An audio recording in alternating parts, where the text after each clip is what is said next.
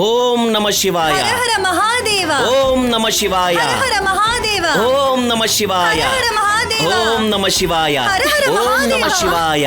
ಬಂದ್ಬಿಟ್ರ? ಓಂ ನಮ ಶಿವಾಯ. ಬೇಗ ಮದ್ವೆ ಆಗ್ಲಮ್ಮ. ಓಂ ನಮ ಶಿವಾಯ. ಹರ ಹರ ಮಹಾದೇವ. ಶಂಭೋ ಶಂಕರ. ಹರ ಹರ ಮಹಾದೇವ.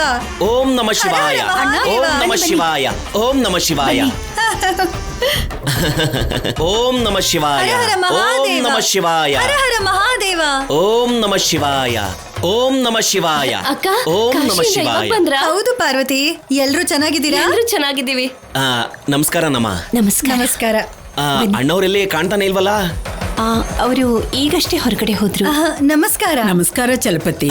ನಮಸ್ಕಾರ ಕಾಶಿ ನಮ್ಮ. ಯಾತ್ರೆ ಚೆನ್ನಾಗಾಯ್ತಾ? ಚೆನ್ನಾಗಾಯ್ತು. ಚೆನ್ನಾಗಾಯ್ತಮ್ಮ. ನಮ್ ಕುಟುಂಬ ನಿಮ್ ಕುಟುಂಬ ಚೆನ್ನಾಗಿರ್ಬೇಕು ಅಂತ ಕೇಳ್ಕೊಂಡ್ವಿ. ಇನ್ಮೇಲೆ ಎಲ್ಲ ಒಳ್ಳೇದೇ ಆಗುತ್ತೆ. ನಾನಂತೂ ನಮ್ ಎರಡು ಕುಟುಂಬ ಚೆನ್ನಾಗಿರೋದ್ರ ಜೊತೆಗೆ ಆದಷ್ಟು ಬೇಗ ಸೀನು ಚಾರು ಮದ್ವೆ ಕೂಡ ಆಗ್ಲಿ ಅಂತ ಬೇಡ್ಕೊಂಡೆ. ಇನ್ನೇನ್ ದೂರ ಇಲ್ಲ ಅಕ್ಕ, ನೀವು ಬಂದ್ಬಿಟ್ರಲ್ಲ, ಇನ್ಮೇಲೆ ಮದ್ವೆ ಕೆಲ್ಸಗಳನ್ನ ಶುರು ಮಾಡ್ಬೋದು. ಆ, ಕೂತ್ಕೊಳ್ಳಿ. ಟೀ ಕಾಫಿ ಏನಾದ್ರೂ ತಗೊಳ್ತೀರಾ? ಏನು ಬೇಡಮ್ಮ, ನಾವು ಕಾಶಿಯಿಂದ ಪ್ರಸಾದ ತಗೊಂಡ್ ಬಂದಿದ್ದೀವಿ. ಇನ್ನು ಏನ್ ನೋಡ್ತಿದ್ಯೆ? ಪ್ರಸಾದ ಕೊಡು. ಆ, ಸರಿ ರೀ, ಈಗ್ಲೇ ಕೊಡ್ತೀನಿ. ಅದ್ ಸರಿ, ನಮ್ಮ ಅಳಿಯ ಎಲ್ಲಿ? ಇಷ್ಟೊತ್ತು ಇಲ್ಲೇ ಎಲ್ಲೋ ಇದ್ದ ಅಣ್ಣ. ನೀವು ಬಂದಿದ್ದನ್ನ ನೋಡಿ ಮದ್ವೆ ಬಗ್ಗೆ ಮಾತಾಡ್ತೀರಾ ಅಂತ ನಾಚ್ಕೊಂಡು ಒಳಗಡೆ ಹೋಗಿದ್ದಾನೆ. ಅವನಿಗೆ ಚಾರು ಅಂದ್ರೆ ತುಂಬಾ ಪ್ರೀತಿ. ನಾನು ಹೋಗಿ ಕರ್ಕೊಂಡ್ ಬರ್ತೀನಿ.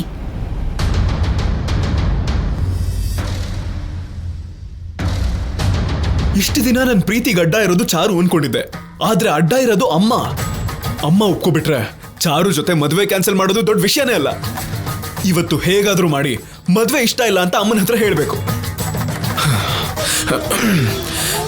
ಅಮ್ಮ, ನಾನ್ ನಿಮ್ಗಿವತ್ತು ನಿಜ ಹೇಳ್ಬೇಕು ಅನ್ಕೊಂಡಿದ್ದೀನಿ. ನಿಜವಾಗ್ಲೂ ನಾನ್ ನಿಮ್ ಮಗನ ಹುಟ್ಟಿರೋದು ನನ್ಗೊಂದು ವರ ಅಮ್ಮ. ಆದ್ರೆ ಚಾರು ಜೊತೆ ಎಂಗೇಜ್ಮೆಂಟ್ ನನಗೆ ಶಾಪ ಆಗಿರೋದು. ಚಿಚಿ, ಹೀಗೆ ಹೇಳಿದ್ರೆ ಸರಿ ಹೋಗಲ್ಲ. ಅಮ್ಮ, ನೀವಂದ್ರೆ ನನಗಿಷ್ಟ. ನಿಮಗೋಸ್ಕರ, ಅಪ್ಪನಿಗೋಸ್ಕರ ಮತ್ತೆ ಕುಟುಂಬಕ್ಕೋಸ್ಕರ ಚಾರು ಜೊತೆ ಮದುವೆ ಆಗಕ್ಕೆ ಒಪ್ಕೊಂಡೆ. ಆದ್ರೆ ಅವಳು ಕಂಡ್ರೆ ನನಗಿಷ್ಟ ಇಲ್ಲ ಅಮ್ಮ. ಆದ್ಯ ಅಂದ್ರೆ ಇಷ್ಟ. ಸೀನು,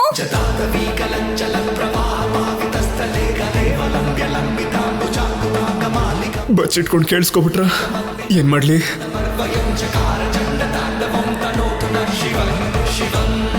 ಏನೋ ಇದು ಒಬ್ಬೊಬ್ನೇ ಮಾತಾಡ್ಕೋತಾ ಇದೆಯಾ? ಅಮ್ಮ, ನಾನು ನಿಮ್ಮ ಹತ್ರ ಒಂದು ಮುಖ್ಯವಾದ ವಿಷಯ ಮಾತಾಡ್ಬೇಕಮ್ಮ. ಏನೋ ಅದು? ಅಮ್ಮ, ನಾನು ಬೇರೆ ಏನು ಕೆಲಸ ಮಾಡ್ದೇನೆ ಹೈಯರ್ ಎಜುಕೇಶನ್ ಮಾಡೋಣ ಅಂತಿದ್ದೀನಮ್ಮ. ಈ ಕೆಲ್ಸ ಏನೋ ಇದೆ, ಇರೋದು ಮದ್ವೆ ಕೆಲ್ಸ ತಾನೇ? ಹಾಗಲ್ಲ ಅಮ್ಮ, ಈ ಮದ್ವೆ ಗಿದ್ವೆ ಎಲ್ಲ ಆಮೇಲೆ. ಮೊದಲು ನಾನು ಹೈಯರ್ ಸ್ಟಡೀಸ್ನ ಮುಗಿಸ್ಕೊಂಡು ದೊಡ್ಡ ಉದ್ಯೋಗನ ಸಂಪಾದಿಸ್ಕೋಬೇಕು. ಸೀನು, ನೀನ್ ಓದ್ತೀನಿ ಅಂದ್ರೆ ನಮಗ್ ಒಂದ್ ಪೈಸಾ ಖರ್ಚಿಲ್ದೆ ನಿನಗ್ ಮಾವ ಆಗೋರೆ ನಿನ್ನ ಓದಿಸ್ತೀನಿ ಅಂತ ಹೇಳಿದ್ರಂತೆ. ಆ ವಿಷಯನೇ ಹೇಳೋಕ್ ಬಂದೆ ಕಣೋ. ಅವ್ರು ನನ್ನ ಯಾಕೆ ಓದಿಸ್ಬೇಕು? ಯಾಕೆ ಓದಿಸ್ಬಾರ್ದು? ನೀನ್ ಅವ್ರ ಗಳಿಯ ಆಗೋನು. ನಿನಗ್ ಒಳ್ಳೆ ಅತ್ತೆ ಮಾವ ಸಿಕ್ಕಿದ್ದಾರೆ ಕಣೋ. ನಿಮ್ಮಪ್ಪನ ಅದೃಷ್ಟ ನಿನಗ್ ಬಂದಿದೆ. ನಿಮ್ಮಪ್ಪ ಮನೆ ಅಳಿಯ, ಈಗ ನೀನು ಮನೆ ಅಳಿಯ ಆಗ್ತೀಯ.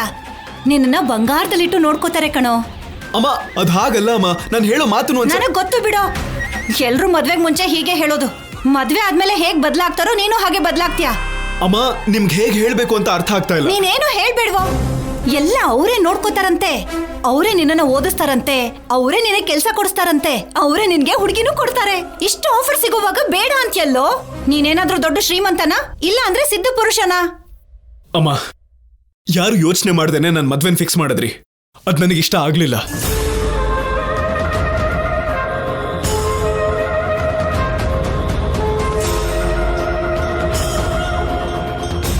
ಇದೇನು ಹೀಗ್ ಮಾತಾಡ್ತಾ ಇದ್ಯಾ? ಯಾಕೆ ಬೇಡ ಅನ್ನಿಸ್ತಿದೆ? ಅಷ್ಟಕ್ಕೂ ಏನಾಯ್ತೀಗ? ಮೊನ್ನೆಯಿಂದ ನೋಡ್ತಾ ಇದ್ದೀನಿ ಇದೇ ವಿಷಯ. ಸೀನು, ಸೀನು, ಏನಾಯ್ತು ಅಂತ ಹೇಳು. ಅಮ್ಮ, ಹಾಗಲ್ಲ ಅಮ್ಮ, ನನಗೀಗ್ಲೇ ಯಾಕೋ ಮದ್ವೆ ಬೇಡ ಅನ್ನಿಸ್ತಾ ಇದೆ.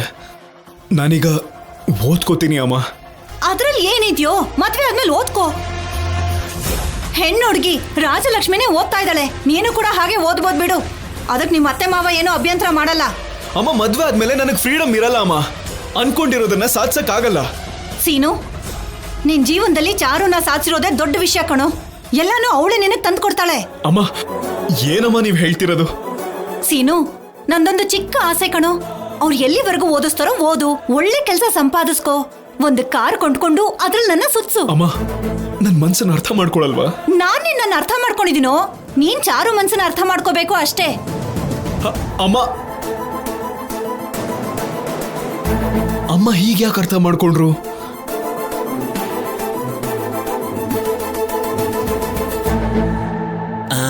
ಅಳಿಯಂದ್ರು ಬರ್ತಾರೆ ಬಿಡು, ನೀನು ಹೋಗಿ ಎಲ್ರಿಗೂ ಪ್ರಸಾದ ಕೊಡು.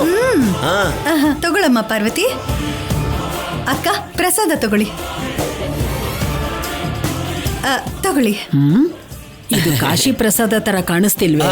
ಅಂದ್ರೆ ಅಮ್ಮ, ನೀವು ಕಾಶಿಗೆ ಹೋಗಿ ತುಂಬಾ ವರ್ಷ ಆಗೋಯ್ತಲ್ಲ, ಪ್ರಸಾದ ಬದಲಾಗೋಗಿದೆ. ಬಾ ಬಾ ಬಾ ಬಾ ಬಾ ಬಾಳಿಮಯ್ಯ, ನಿನಗೊಂದು ಶುಭ ಸುದ್ದಿ. ಏನು, ಮದ್ವೆ ಏನಾದ್ರೂ ಕ್ಯಾನ್ಸಲ್ ಮಾಡ್ತಿದ್ದೀರಾ?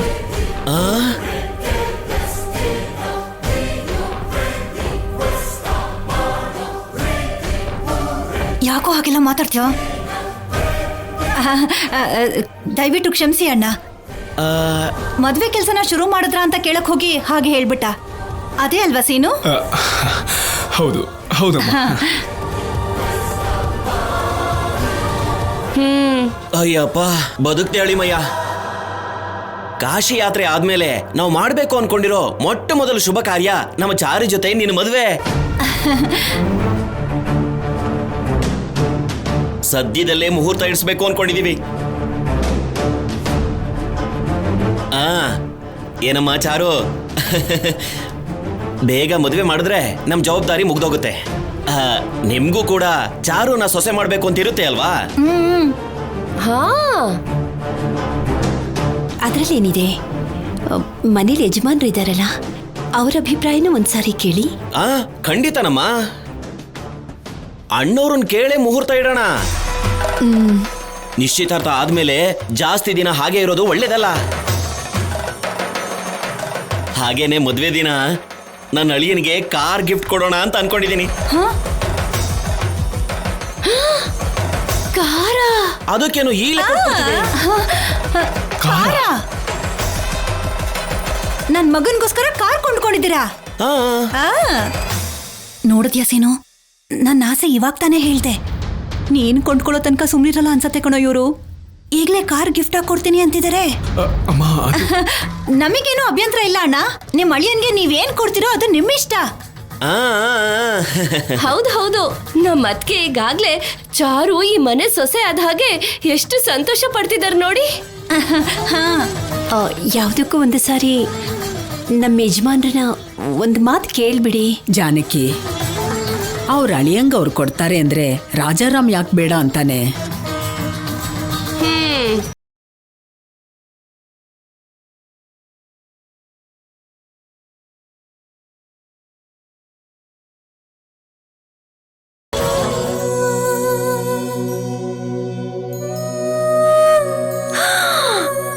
ರಾಜಲಕ್ಷ್ಮಿ, ಹಾಕಿ ಡ್ರೆಸ್ ಅಲ್ಲಿ ಮುದ್ದಾಗಿದೆಯಾ. ಪಕ್ಷಿಗಳನ್ನು ನೋಡಿದಾಗ ಮುದ್ದು ಬರುತ್ತೆ, ಆದ್ರೆ ಆಕಾಶದಲ್ಲಿ ಹಾರೋವಾಗ್ಲೇ ಗೊತ್ತಾಗೋದು ಅದ್ರ ಕಷ್ಟಗಳು. ಏನೇ ಹೇಳ್ತಿದ್ಯಾ ನೀನು? ಮನೇಲಿ ಸುಳ್ಳು ಹೇಳಿ ಚಿಕ್ಕ ಬಟ್ಟೆಗಳನ್ನ ಹಾಕೊಂಡು ಹಾಕಿ ಆಡ್ತಾ ಇದ್ದೀನಿ. ಅದ್ರ ಜೊತೆ ಕೋಚ್ ಡಿಫೆನ್ಸ್ ಬೇರೆ ಆಡು ಅಂತಿದ್ದಾರೆ. ಈಗ ಡಿಫೆನ್ಸ್ ಅಲ್ಲಿ ನಿಲ್ಲಿಸ್ತಾರೆ, ಕಷ್ಟ ಆದ್ರೂ ಅದನ್ನ ಆಡ್ಲೇಬೇಕು. ಅನಾವಶ್ಯಕವಾಗಿ ಹೆದರ್ಬೇಡ ರಾಜಲಕ್ಷ್ಮಿ, ನೀನು ಚೆನ್ನಾಗಿ ಆಡ್ತೀಯ. ಒಳ್ಳೆ ಪ್ಲೇಯರ್ ಆಗಿರೋದ್ರಿಂದ ಡಿಫೆನ್ಸ್ ಅಲ್ಲಿ ಕೂಡ ಆಡು ಅಂತಿದ್ದಾರೆ. ನೆಟ್ಟಲ್ಲಿ ಪ್ರಾಕ್ಟೀಸ್ ಮಾಡ್ದೆ ಅಲ್ವಾ? ಇಲ್ಲಿ ಪ್ರಾಕ್ಟಿಕಲ್ ಆಗಿ ಆಡು. I know you can do it. Ready?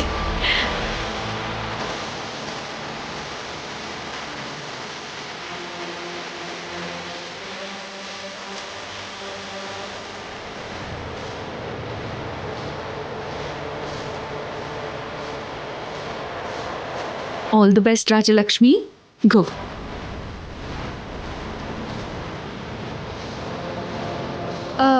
Sir, ಹೋಗಿ ಪೊಸಿಷನ್ ಅಲ್ಲಿ ನಿಂತ್ಕೋ ರಾಜಲಕ್ಷ್ಮಿ. ನೀನ್ ಡಿಫೆನ್ಸ್ ಆಡ್ತಿದೀಯ ಅಂತ ನಿಂಗೆ ಗೊತ್ತು ತಾನೆ? ಸರ್ ಅದು ಹೇಗೆ? ಡಿಫೆನ್ಸ್ ಅಲ್ಲಿ ನಿಂತ್ಕೊಳ್ಳೋಕೆ ಭಯ ಆಗ್ತಿದ್ಯಾ? ಸ್ಟ್ರೈಕಲ್ಲಿ ಆಡ್ತೀರಾ?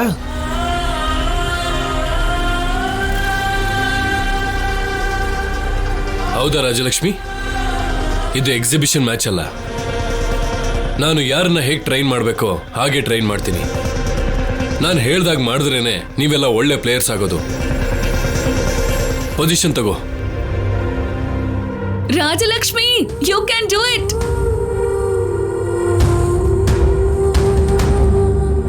Girls, start the match.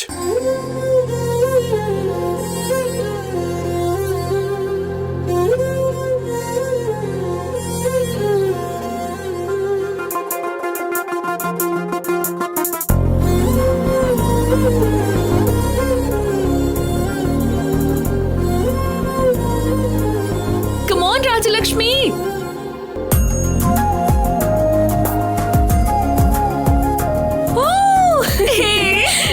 Super!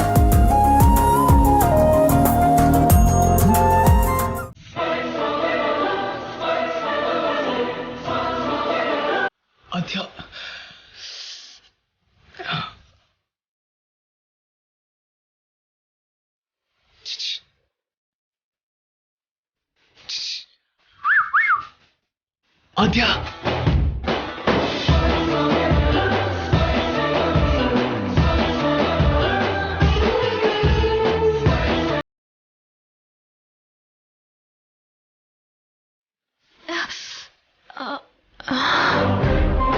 Hi Aadya. Seenu, ನೀನೇನಿಲ್ಲಿ? ಆದ್ಯ, ಒಂದ್ ನಿಮಿಷ ಈ ಕಡೆ ಬಾ. ಏನು? ನೀನ್ ಬಾ, ಹೇಳ್ತೀನಿ. ಎಲ್ಲಿಗೆ ಅಂತ ಕೇಳ್ತಿದ್ದೀನಲ್ಲ. ನೀನ್ ಬಂದ್ರೆ ಮಾತ್ರನೇ ಹೇಳೋದು. ಬಾ ಆದ್ಯ.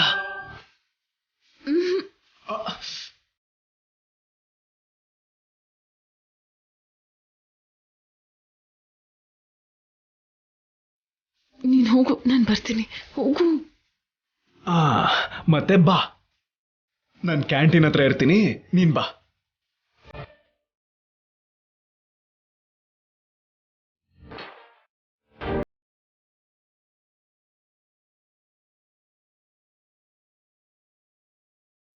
Come on Rajalakshmi, come on. ಅದೇ ಚೆನ್ನಾಗಿ ಆಡ್ತಿದ್ದಾಳೆ.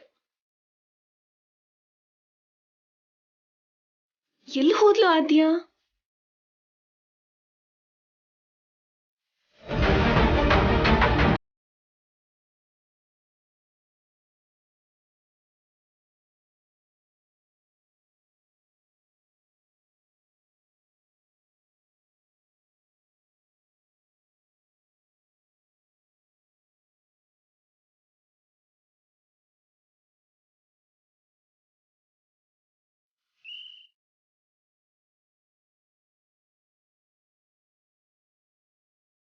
ನೀನ್ ಗೇಮ್ ಆಡಕ್ ಬಂದ್ಯಾ ಇಲ್ಲ ಅಲ್ಲಿ ಇಲ್ಲಿ ನೋಡಕ್ ಬಂದ್ಯಾ? ನಿನ್ನಿಂದ ಮ್ಯಾಚ್ ಎಲ್ಲ ಹಾಳಾಗೋಯ್ತು. ಎಲ್ರು ಎಷ್ಟು ಪ್ಯಾಷನ್ ಇಂದ ಆಡ್ತಾ ಇದ್ದಾರೆ, ನೀನ್ ಹೇಗೆ ಆಡ್ತಿದ್ಯಾ? ಟೀಮಲ್ಲಿ ಒಬ್ರು ಸರಿಯಾಗಿ ಆಡ್ಲಿಲ್ಲ ಅಂದ್ರು ಮ್ಯಾಚ್ ವಿನ್ ಆಗಕ್ಕಾಗಲ್ಲ ರಾಜಲಕ್ಷ್ಮಿ. ಅದ್ ಹಾಗಲ್ಲ ಸರ್. ಏನಲ್ಲ, ಅಷ್ಟಕ್ಕೂ ನಿನ್ನಂತವ್ರು ಯಾಕೆ ಬರ್ತಾರೋ ಏನೋ. ರಾಜಲಕ್ಷ್ಮಿ ಯಾವಾಗ್ಲೂ ಏನಾದ್ರೂ ಯೋಚನೆ ಮಾಡ್ತಿರ್ತಾಳೆ. ಅವಳು ಗೇಮ್ ಅಲ್ಲಿ ಇಂಟ್ರೆಸ್ಟೇ ಇಲ್ಲ ಸರ್. ಪ್ರತಿ ಸಲ ಅವಳಿಂದನೇ ಮ್ಯಾಚ್ ಡಿಸ್ಟರ್ಬ್ ಆಗುತ್ತೆ. ಸ್ಪೋರ್ಟ್ಸ್ ಕೋಟಾಲಿ ಈಸಿಯಾಗಿ ಸೀಟ್ ಸಿಕ್ಬಿಡ್ತು ಅಂತ ಹಾಕಿ ಆಡಕ್ ಇಂಟ್ರೆಸ್ಟೇ ಇಲ್ಲ ಸರ್ ಇವಳಿಗೆ. ಹಾಕಿ ಅಂದ್ರೆ ಇವಳಿಗೆ ರೆಸ್ಪೆಕ್ಟೇ ಇಲ್ಲ ಸರ್. ಹೆಂಗೆಂಗೋ ಆಡ್ತಾಳೆ ಸರ್ ಇವಳು. ಸರ್, ಅದ್ ಹಾಗಲ್ಲ ಸರ್. ಮಾತಾಡ್ಬೇಡ. ಗೇಮ್ ಅಂದ್ರೆ ನಿನ್ಗಿಷ್ಟ ಬಂದಂಗೆ ಆಡೋದಲ್ಲ, ಗಮನ ಇಟ್ಟು ಆಡ್ಬೇಕು. ಫೋಕಸ್ ಎಲ್ಲ ಎದುರುಗಡೆ ಬರ್ತಿರೋ ಬಾಲ್ ಮೇಲೆ ಇರಬೇಕು. ನಾವು ಹೊಡೆಯೋ ಗೋಲ್ ಮೇಲೆ ಇರಬೇಕು. ಸ್ಟ್ರೈಕ್ ಆಡಿದ್ರೆ ಸ್ಟ್ರೈಕರ್ ಮಾತ್ರ ಆಗ್ತೀಯ. ಡಿಫೆನ್ಸ್ ಕೂಡ ಕಲ್ತ್ಕೊಂಡ್ರೆ ಒಳ್ಳೆ ಪ್ಲೇಯರು ಆಗ್ತೀಯ. ನಾಳೆ ನಿನ್ನ ಪ್ಲೇಯರ್ ಆಗಿ ನೋಡ್ಬೇಕು ಅಂತ ಅನ್ಕೊಂಡಿದೀನಿ. ನೀನು ಒಳ್ಳೆ ಪ್ಲೇಯರ್ ಆಗ್ಬೇಕು ಅಂತ ಅನ್ಕೊಂಡಿದ್ರೆ ಪ್ರಾಕ್ಟೀಸ್ ಇನ್ನೂ ಚೆನ್ನಾಗಿ ಮಾಡ್ಬೇಕು. ಅರ್ಥ ಆಯ್ತಾ? ಅರ್ಥ ಆಯ್ತು ಸರ್.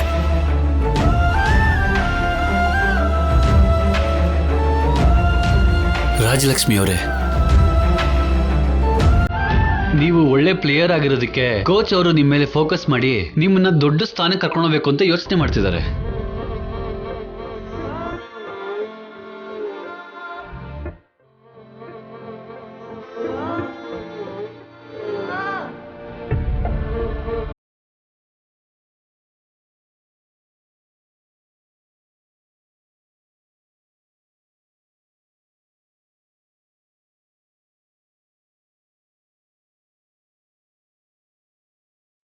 ಏನೇ ನೀನು ದೇವಸ್ಥಾನದಲ್ಲಿ ಅಕ್ಷತೆ ಹಾಕೋ ಹಾಗೆ ಪ್ರತಿ ಸರಿ ಕೋಚ್ ಹತ್ರ ಬೈಸ್ಕೋತೀಯಲ್ಲ? ನಾನೇನ್ ಮಾಡಕ್ಕಾಗತ್ತೆ, ಅವ್ರು ಯಾವಾಗ್ಲೂ ನನಗೆ ಬೈತಾ ಇರ್ತಾರೆ. ತಪ್ಪೆಲ್ಲ ನಿಂದೆ ರಾಜಲಕ್ಷ್ಮಿ, ಯಾಕೆ ಸರಿಯಾಗಿ ಆಡ್ತಾ ಇಲ್ಲ? ಆದ್ಯ ಎಲ್ಲಿದ್ದಾಳೆ ಅಂತ ನೋಡ್ದೆ ಅಷ್ಟೇ ಛಾಯಾ. ಅಬ್ಬಾ, ಆದ್ಯ ಇಲ್ಲಂದ್ರೆ ಆಡಲ್ವಾ? ಅವಳಿದ್ರೆ ನನಗೂ ಸ್ವಲ್ಪ ಆಡಕ್ ಧೈರ್ಯ ಇರುತ್ತೆ ಅಲ್ವಾ? ಆದ್ರೆ ನನಗೂ ಹೇಳ್ದೆ ಅವಳೆಲ್ಲಿಗೂ ಹೊರಟೋಗಿದ್ದಾಳೆ. ಪಕ್ಕದಲ್ಲಿರೋ ನನಗೆ ಹೇಳಿಲ್ಲ, ಇನ್ನು ಹಾಕಿ ಆಡ್ತಾ ಇರೋ ನಿನಗೆ ಹೇಳ್ತಾಳಾ? ಸರಿ ಬಿಡು, ಬೈಸ್ಕೊಂಡೆ ಅಲ್ವಾ, ಅವಳು ಎಲ್ಲಿದ್ದಾಳೆ ನೋಡೋಣ ಬಾ. ಸುಮ್ಮನೆ ಎಲ್ರ ಮುಂದೆನೂ ಬೈಸ್ಕೊಳ್ಳೋ ಹಾಗಾಗೋಯ್ತು. ನಡಿ.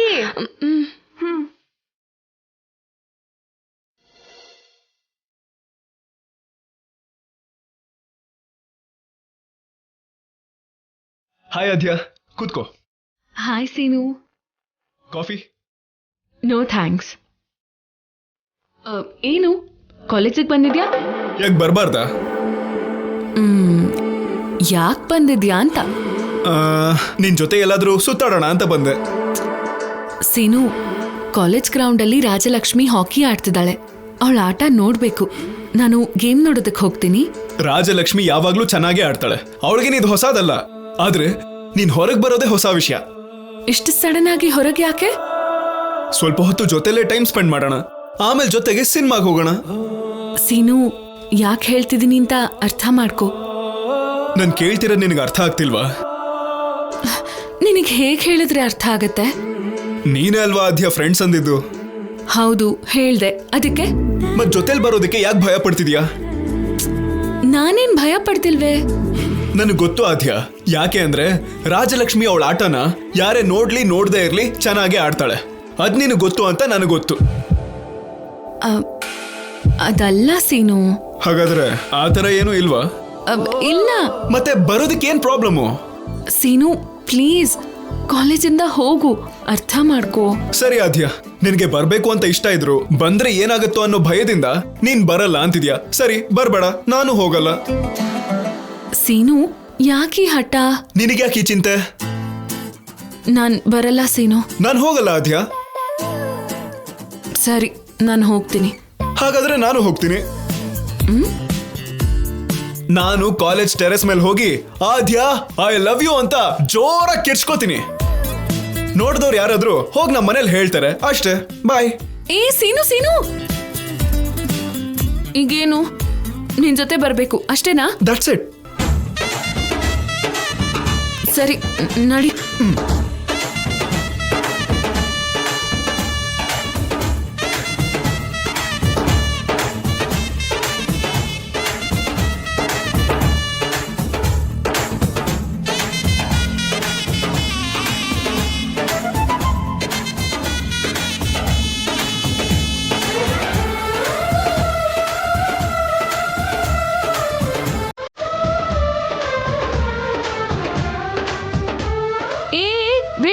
Wait, stop. ಅದಕ್ಕೆ ನಾನೇನ್ ಬೈಕ್ ಹತ್ತಲ್ಲ ಅಂದಿದ್ದು. ಸಡನ್ ಆಗಿ ಬ್ರೇಕ್ಸ್ ಹಾಕ್ತಿದ್ಯಲ್ಲ. ಸ್ಪೀಡ್ ಬ್ರೇಕರ್ಸ್ ಇರುತ್ತಲ್ವಾ, ಅದಕ್ಕೆ ಬ್ರೇಕ್ ಹಾಕ್ತಿದ್ದೀನಿ. ಆಗ್ಲಿಂದ ನಾನು ನೋಡ್ತಾನೆ ಇದ್ದೀನಿ, ನೀನ್ ನನ್ನ ಮಿರರಲ್ಲಿ ನೋಡ್ತಾನೆ ಇದ್ಯಾ. ನಾನೇನ್ ಬೈಕ್ ಹತ್ತೋದಿಲ್ಲ, ನೀನೇ ಹೋಗು. ಸರಿ ಆದ್ಯ, ಇನ್ಮೇಲೆ ಸಡನ್ ಆಗಿ ಬ್ರೇಕ್ ಹೊಡಿಯಲ್ಲ. ಈಗ ಹತ್ತು ಹೋಗೋಣ. ಹಾಗಾದ್ರೆ ನೀನು ರೋಡ್ ನೋಡಿ ಡ್ರೈವ್ ಮಾಡ್ಬೇಕು. ಸರಿ, ಹಾಗೆ ಆಗ್ಲಿ, ಬಾ.